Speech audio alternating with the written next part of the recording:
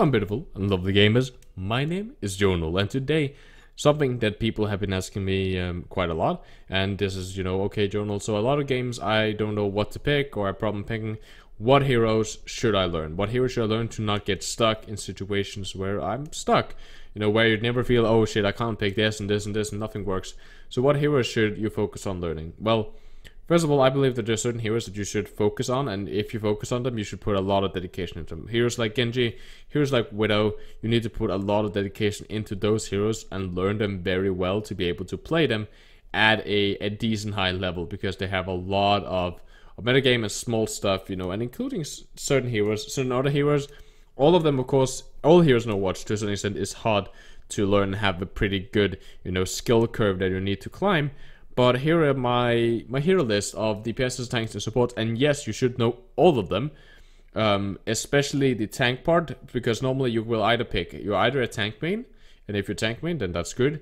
Normally you won't need to play anything else in tank, so in theory you don't need to flex, but you should still be able to flex supports or DPS, or you're DPS main, and if you're DPS main, you should at least know how to play tank, but you should also know how to play support. And if you're support main, you should also know how to play tank in case, you all of a sudden get two support players with you. But also knowing how to play DPS is just nice. So, these are the heroes that if you can, these picks, you will never get stuck, really. There will always be something that you probably can do. First up, McCree. Why? Flankers, high burst damage in general, good to break out on chokes. In general, he's very strong to push team comps with low shields, so certain, defensive dive comps, for example, you can McCree on offense. A lot of time deal with the flankers, especially if the dive is a little bit too passive. It's very easy for McCree to constantly just pop headshots on them, making it very, very nice to have him, especially, Tracer is so much played in the meta, and she probably will be played for a long period of time. Having McCree also against Doomfist and stuff like that, it in general makes it easy. He can stomp Reapers, he can stomp Maze. In general, he can stomp and counter huge part of the DPS rosters. You can also do it with Pharahs, Zenyatta's, whatever you need. McCree can have it, even though he has a little bit less survivability, and his counterpart, which is Soldier. I also believe the Tracer is almost a must learn. If you really want to be half decent DPS, you need this, because Tracer flanker, you can apply pressure, you can draw away pressure from your team, create a lot of space, you have high burst damage and can really just instantly nuke someone. Pulse Bomb are great. And that's really one of the heroes that, see a lot of meta play. And if you're a good Tracer, you can essentially hard carry a lot of the times. Then I want to mention Junkrat, just because Junkrat is a little bit too broken at the times.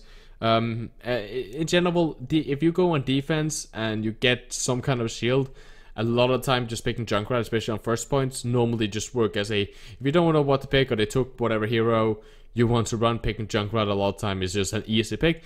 And when you learn him and when you really get used to him, again, he's also one of those that can easily hard carry, because the amount of burst damage you can do, just like McCree, just like Tracer, are absolutely insane. So definitely also try to learn Junkrat. Then I said, if you are DPS main, then you can of course look into either mastering some of these or master something else. I believe if you're going for something like a Genji, I play a lot of Genji, you need to really dedicate yourself to putting a lot of hours into him, because he's very, very, very hard to learn, because there's so much small detail. And like compared to someone like Tracer, if you have really good aim with Tracer, you can normally you can one-mag people. With Genji, it's much harder. There's much more reliability on his cooldowns. He has very, very, in theory, weak kit. If it doesn't get used exactly correctly, he's all of a sudden a very weak hero. But as soon as you master that, he's so flexible. So, yes, it's something that I believe that if you're a DPS main, you should know Genji, but only if you want to be a Genji main, if you really enjoy playing him, because you will have to dedicate hundreds of hours to become really good at playing Genji.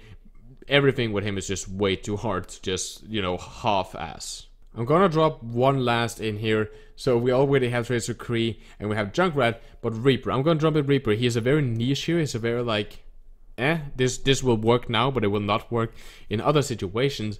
The reason I pick Reaper is because on certain points, let's say third point on Route 66, we're talking, the last point on Eichenwald, right? All of these situation where it's CQB, or there might be a lot of tanks, or you need to clear the payload, or anything like that, picking Reaper, he is very hard to counter. Essentially, you need to keep him a lot of range, you need to kite him, and it's very hard to deal with a Reaper, because Ray Foam can make him, just goes backwards. Death Blossom is very nice to clean out. Sure, but Kree can really nicely deal with him if the McCree is, you know, allowed to keep him at range and deal with him that way, or can land a good flash. And even if he lands a flash, normally the Reaper can manage to wraith back, get healed up, and re-engage. So I believe that Reaper is something that you should just know how to learn. He's not insanely hard to get pretty decent at. Kind of like Junkrat, he's one of those here that is kind of easy to pick up. Well, if you want to really master him, like everyone else, it takes a long time, but he's one of those heroes that is just, in certain situations, you could just want to pick Reaper to just stomp and run over the enemy team, especially if they don't suspect it. It can really just ruin their day. When it comes over to tank, I believe that main tanking is something that everyone should do, and in that case, I believe learning Orisa or Winston is very nice, but I know that a lot of people don't like to play main tank. It can be very frustrating because you're to a certain extent relying on a team. Therefore, I will not mention them, and I would not mention Rein because he's not in the meta right now. He's very easily countered. He's very easily pushed around. So I'm not going to put any of those three in there, also because they need actually quite a lot of time to get used to. Even though, to a certain extent, I would say almost learn Orisa, just because there's so many metas right now that rely on her. But I won't tell you guys to mention any of these. I want to say learn Hog. Very strong hero. Very easy. You can solo tank with Hog. It is not like optimal, but you can solo tank with Hog. He fits in a lot of stuff, and you can, again, he's solo carry, soul survive, a lot of damage, easy hooks, nice picks, very good to rank up with. And also D.Va, because D.Va is very mobile, so you kind of get this mobile tank, very easy to run and dive.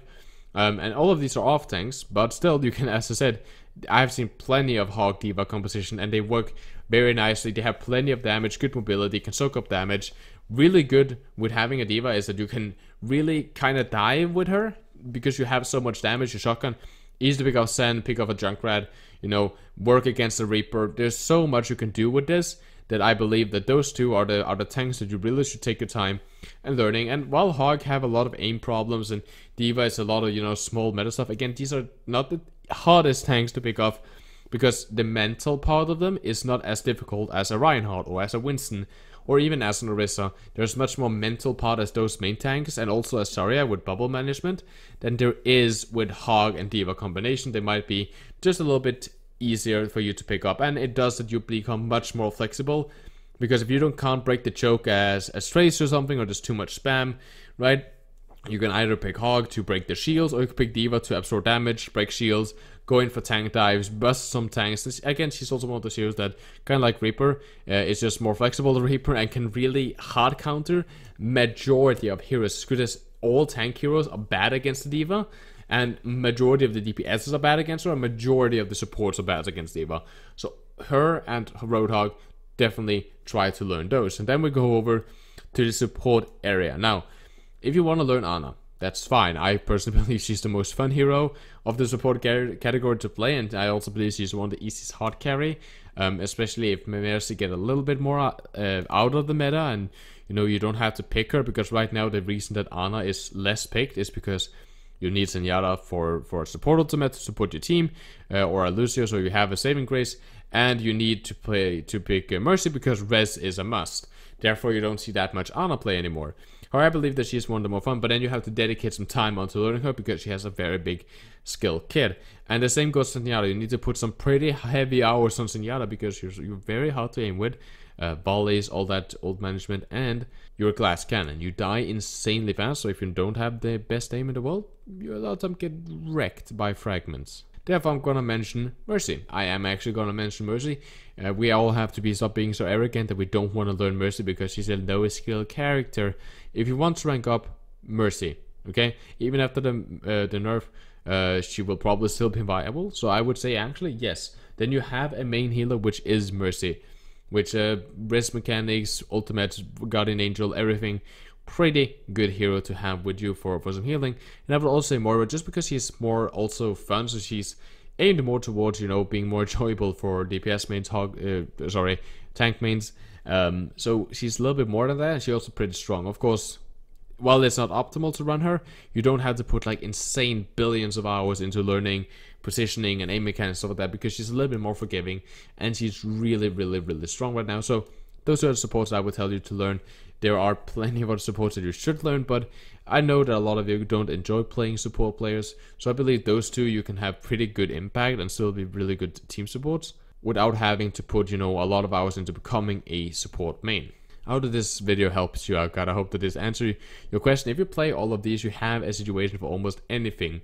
Anything that will happen to you in a competitive game, you can normally work hard against, and it's not such a big hero pool, or but so like insane skill capped heroes that you get stuck in this endless loop of trying to learn a lot of heroes at the same time. I believe you learn this, you will be way more flexible in your competitive matches, and you can normally just pick around whatever you feel for the situation will be needed and absolutely stomp people. So guys, I hope you liked the video. If you did, press like, dislike if you didn't, subscribe if you like what I do on this channel, follow me on Twitch and see me go live. If you ever need any help or want to see me play, or in general just want to have a good time, I go live there. The timestamps are down in the description of my Twitch, so definitely I hope I see you on those. Also, there's a Discord community which you probably should join. It's an amazing community for us gamers. A lot of fun stuff happened there, also a lot of good stuff for improvement and coaching and looking for groupies there. And I have a Twitter in case you are a little bit more interested in me as a quote-unquote personal life. So besides that, guys, I hope you have a lot of gaming experience. My name is Journal. Stay positive and keep the enemy in your crosshair.